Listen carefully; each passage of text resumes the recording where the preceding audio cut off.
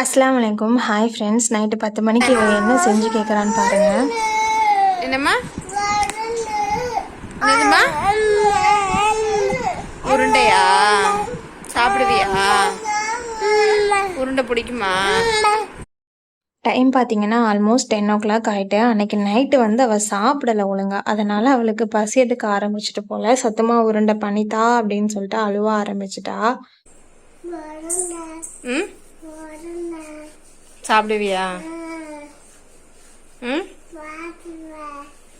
நான் எதுக்காக அவள்கிட்ட திருப்பி திருப்பி சாப்பிடுவியான்னு கேட்குறேன்னா, அவள் கேட்குற அளவுக்கு எதுவுமே சாப்பிடவே மாட்டா. இப்போ நான் செய்கிறேன்னா இதை வந்து நான் அரை உருண்டையோ ஒரு உருண்டையோ சாப்பிட்றதே அதிகம்தான். அதனால தான் நான் அவள்கிட்ட திருப்பி திருப்பி கேட்டுட்டு பண்ண ஆரம்பித்தேன்.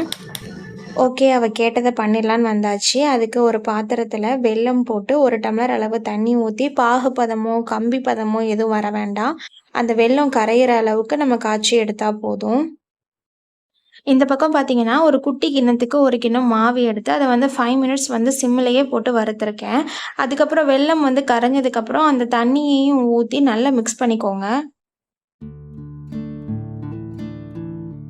நல்லா மிக்ஸ் பண்ணதுக்கப்புறம், ஒரு 2 ஸ்பூன் நெய்யில உங்களுக்கு தேவையான நட்ஸை போட்டு ஃப்ரை பண்ணி, இதோட வந்து ஆட் பண்ணி மிக்ஸ் பண்ணிக்கோங்க. மிக்ஸ் பண்ணிட்டீங்கன்னா, நம்ம உருண்டை பிடிக்க வந்து இது ரெடி ஆயிட்டு.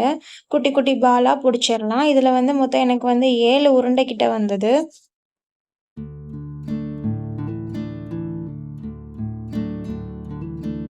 அவ்வளோதான், நம்மளுடைய சத்து மாவு உருண்டை வந்து ரெடி ஆயிட்டு. இதை வச்சுட்டு அவ என்னெல்லாம் பண்றாங்கிறத நீங்க பாருங்க.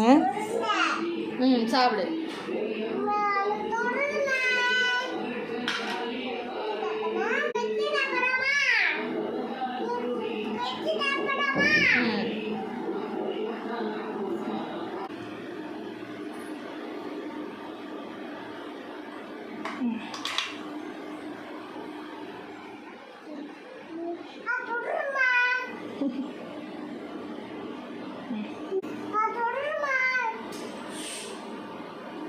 ஆறிட்டு பிஸ்மில்லா சொல்லு.